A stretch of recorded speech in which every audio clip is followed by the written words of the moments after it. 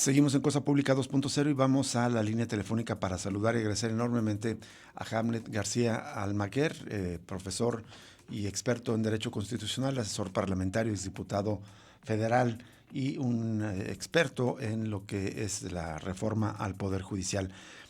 Hamlet García, muchísimas gracias por atender esta llamada. Queríamos conversar contigo, hemos conversado en las 2 semanas anteriores un par de veces contigo justamente para la previa antes de la elección, luego el resultado y ahora que ya quedó conformada la Corte y el Tribunal de Disciplina Judicial, tendríamos interés en conversar contigo para que nos des tu opinión. Muy buenas tardes, ¿cómo estás? ¿Qué tal, Rubén? Jesús, muy buenas tardes. Un gusto saludarles y a toda la audiencia de Radio UDG. Igualmente, ¿qué nos podrías decir de cómo queda ya la conformación de la Corte con estos resultados y también del Tribunal de Disciplina Judicial? ¿Qué perfiles tienen? ¿Cuál es tu análisis de la conformación a partir de la votación del pasado domingo 1 de junio? Sí, con gusto. Mira, hay tres perfiles que provienen de la academia. Una es la ministra Loreta Ortiz. Ella fue directora de la Facultad de Derecho de la Ibero y en la Ciudad de México, y durante más de 20 años fue profesora de Derecho Internacional Público en la Escuela Libre de Derecho. Tiene uno de los libros más editados en esta materia de la editorial Oxford. Debe de llevar más de 15, 18 ediciones. Es un libro muy consultado y pues es experta en esta materia.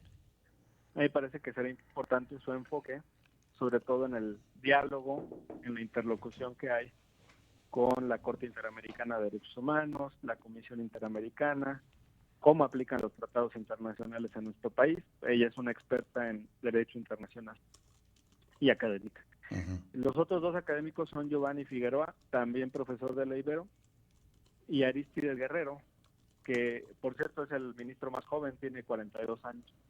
Llegó incluso a una menor edad que José Ramón Cosío, quien por cierto también llegó desde la academia. Arístides da clases de Derecho en la UNAM, constitucional, y fue presidente del Instituto de Transparencia de la Ciudad de México. Tenemos esos tres académicos entonces. Hay 4 perfiles que tienen experiencia jurisdiccional. La propia ministra Loreta, que además fue consejera de la Judicatura Federal antes de ser ministra, o sea, conoce la estructura del Poder Judicial Federal desde adentro. Y las ministras Lenia Batres y Yasmín Esquivel. Y además el magistrado Irving Espinosa. Él es magistrado de la Sala Anticorrupción del Tribunal de Justicia Administrativa de la Ciudad de México. Y es un hombre que ha acompañado a Ernestina Godoy, actual consejera jurídica de la presidencia, durante más de 20 años. Fue su asesor parlamentario cuando ella fue legisladora, fue su subprocurador cuando ella fue fiscal en la Ciudad de México, fue director jurídico de la alcaldía Iztapalapa con Clara Brugada, cuando fue jefa delegacional en la primera ocasión. Entonces es un hombre que conoce mucho de derecho administrativo, conoce de derecho penal y tiene un enfoque jurisdiccional por el cargo que ahorita desempeña. También pues está María Estela Ríos, que fue consejera jurídica del presidente López Obrador en la segunda parte de su sexenio, y ella es una abogada laboralista, litigó en tribunales laborales por más de 30 años, defendió trabajadores en situación de huelga, negociaciones de contratos colectivos, y hace prácticamente un siglo que no hay un laboralista en la Suprema Corte. Entonces a mí me parece que será el regreso de los casos laborales a la Suprema Corte de Justicia de la Nación. Uno de los muy lamentables casos que decidió la Corte en los últimos años fue el relativo al decreto de extinción de luz y fuerza del centro. Y hay una Corte con una visión pues extremadamente cargada a la derecha, interpretó, y esto está en un resumen oficial de la Corte, que si me permite te voy a compartir, Adelante. que el derecho a trabajar no implica el derecho a laborar donde uno quiera. Así lo dijo la Corte. Y con ese pretexto, pues 40,000 trabajadores de la industria eléctrica se fueron a la calle en el sexenio de Felipe Calderón.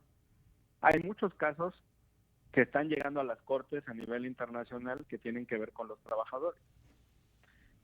los conductores de plataformas, los prestadores de servicios profesionales, los llamados asociados en las corporaciones transnacionales, supermercados y demás.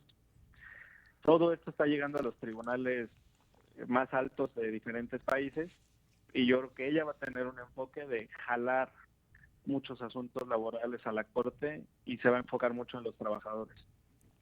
Está también consciente de que para que exista trabajo tiene que haber una relación de equilibrio, no tiene una visión de despojar a las empresas de sus utilidades, sino de tener un equilibrio en la relación laboral y que existan condiciones más justas. Entonces yo creo que se va a enfocar en eso.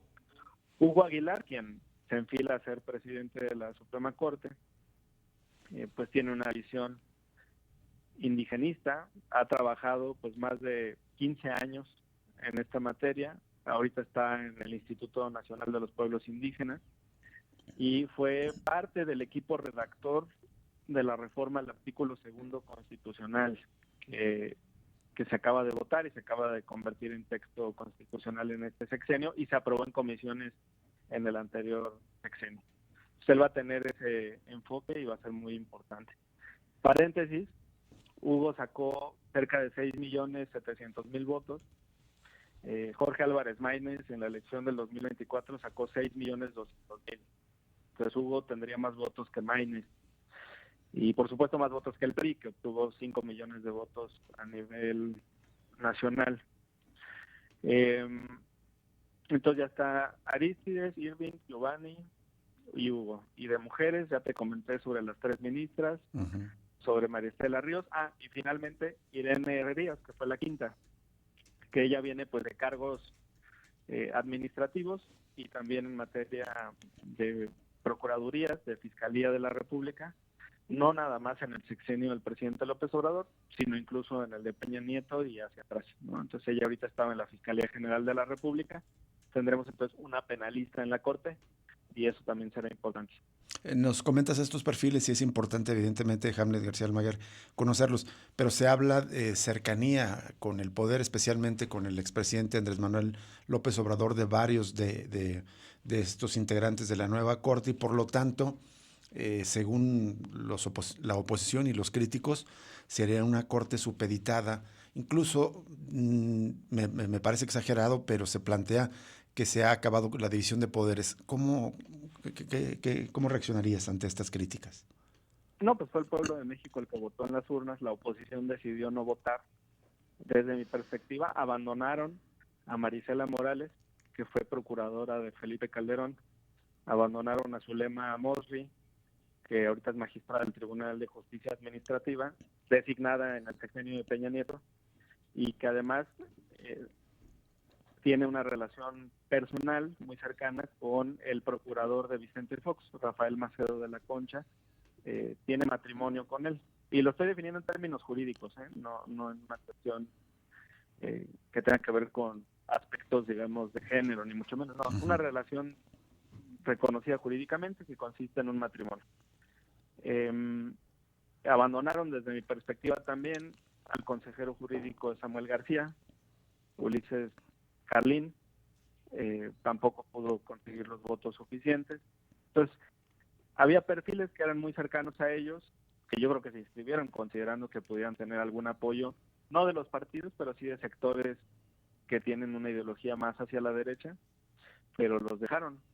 El otro caso es el de el magistrado Sodi, del Grupo Tlacomulco, magistrado del Tribunal Superior de Justicia del Estado de México.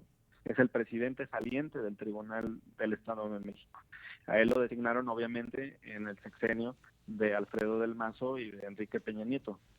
Entonces, estos perfiles quedaron muy descubiertos, no recibieron apoyo, llamaron a sus votantes a no salir, llamaron a las personas con ideología de derecha a no salir a votar, y ahora se quejan de que solamente ganaron personas que tienen un pensamiento progresista, que por cierto no es cierto.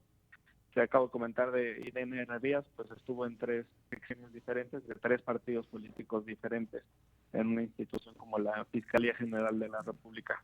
Rubén. Así es. ¿Consideras que será una mejor corte de la que se ha tenido? Considero que va a ser una corte más social, una corte que atraiga los asuntos laborales, una corte que atraiga los asuntos indígenas, una corte que vele por los derechos humanos, una corte también que tenga fondo, porque los académicos van a aportar eso, y me parece que van a ser buenos resultados. Vamos a ver asuntos diferentes llegando a la corte. La mayoría de los asuntos ahorita son de carácter fiscal o administrativo. Ahora que mencionas que va a ser una corte más social, Sí, y lo relaciono con la presidencia de Hugo Aguilar, que se destaca que es claro. su trayectoria, su origen indígena, se destaca en primer grado. Pero justo sobre eso también ha habido algunos análisis de su trayectoria, de su perfil, que lo relacionan como alguien que impuso los megaproyectos estratégicos de López Obrador, Corredor Interoceánico y el Tren Maya, que son megaproyectos que justamente han sido criticados por varios pueblos originarios, tanto de Oaxaca como de la península de Yucatán.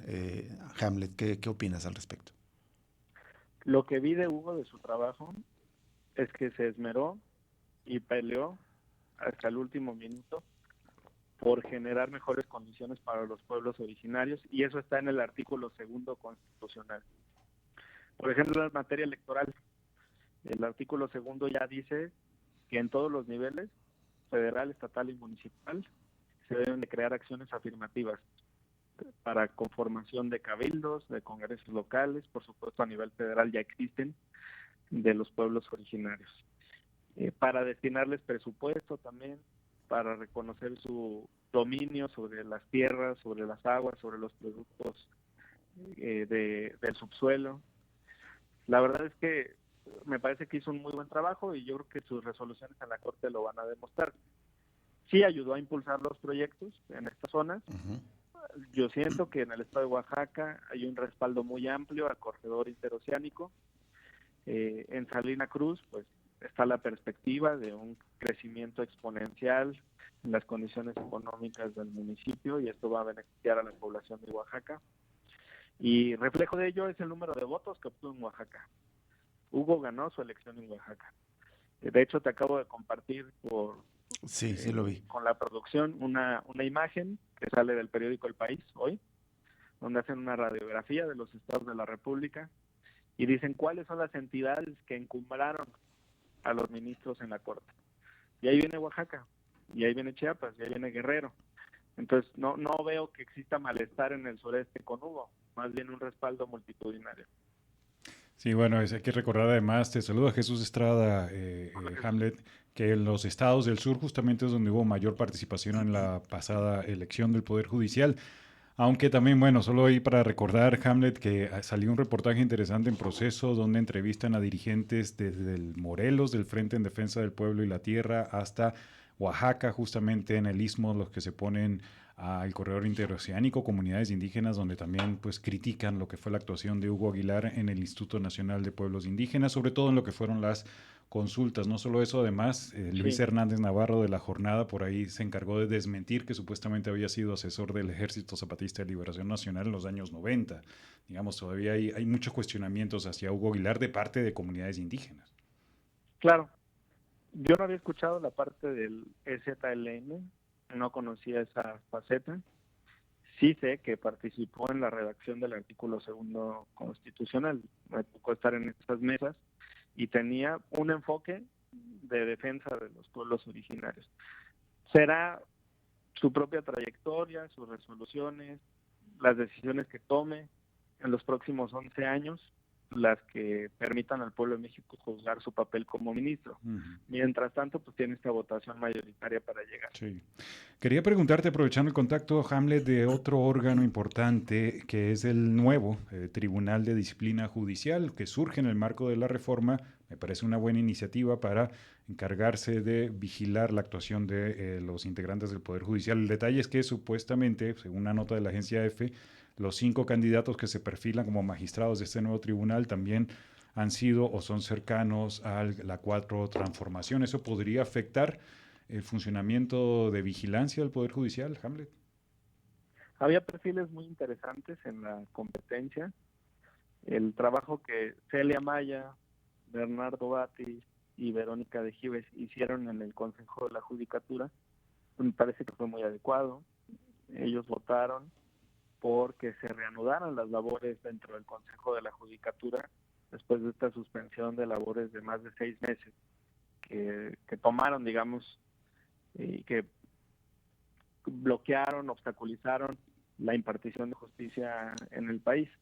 Entonces, yo desde que vi que votaron a favor de que se reanudaran las actividades, la verdad es que pensé que si se postulaban yo los iba a apoyar con mi voto, y siento que gran parte de la ciudadanía, incluyendo los usuarios del sistema de justicia, tomaron muy en cuenta esa situación. Y ya en los cargos restantes, la verdad es que hubo más competencia. En el tercer lugar de las mujeres y el segundo lugar de los hombres hubo mucha competencia, no se dieron los resultados con tanta contundencia.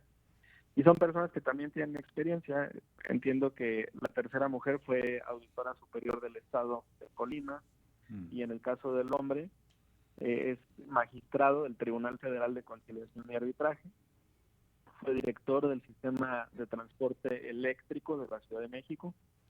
En la Ciudad de México está dividido el metro, por un lado, el Metrobús por otro, y el tercer sistema masivo es el de transportes eléctricos.